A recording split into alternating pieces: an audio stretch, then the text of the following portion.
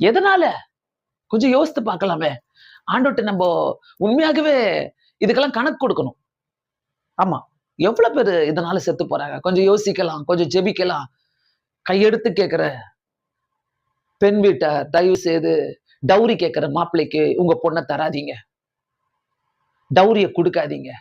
தயவு செய்து, தயவு செய்து. நாளைக்கு அவங்க கஷ்டப்படக்கூடாது. நீங்க டவுரிய குடுத்துட்டு, அவங்க போய் அங்க கஷ்டப்படக்கூடாது.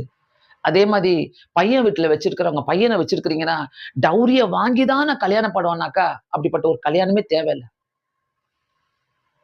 நீங்க ஒரு பைசா செலவு பண்ண மாட்டீங்க. எல்லாத்தையும் பொண்ணு வீட்ல போட்டுருவீங்க. தேவையில்லங்க. தேவையில்ல. யோசிங்க. பிறனுடைய பொருளை இச்சையாதிருப்பாயாக. டவுரியினால கஷ்டப்படாதீங்க. டவுரி என்ற வார்த்தைக்கு இடம் கொடுக்காதீங்க. வரதட்சணை அது வராத அது வராதே போட்டும் நம்ம வீட்டுக்குள்ள. அது ஒரு சாபம். வரதட்சணை என்பது ஒரு சாபம். யாரெல்லாம் இந்த வரதட்சணை வாங்குறீங்களோ, அது சாபம். அவங்க வீட்டுக்குள்ள சாபம் இருக்கும். அந்த குடும்பம் நல்லாவே வாழ மாட்டாங்க. எப்ப பாரு பிரச்சனையா இருக்கும். பொண்ணு என்ன நினைக்கும்? இவ்ளோ வரதட்சணை வாங்கிட்டு நீ என்ன கல்யாணம் பண்ணிக்கினியே? அப்படிதான் நினைக்கும். ஜெபியுங்கள். வீட்டுக்குள்ள உபவாசம் இருந்து ஜெபியுங்கள்.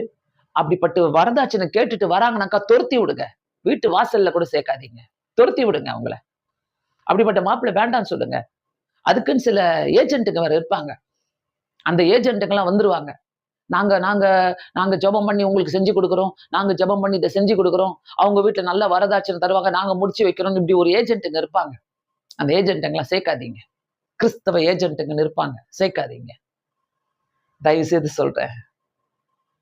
வரதட்சணையால உங்க பொண்ண விக்காதீங்க. வரதட்சணையால பிச்சை எடுக்காதீங்க.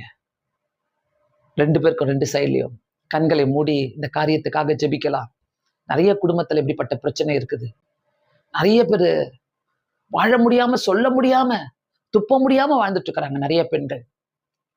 கேட்காதீங்க.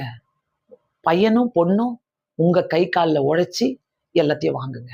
அதான் நியாயம்.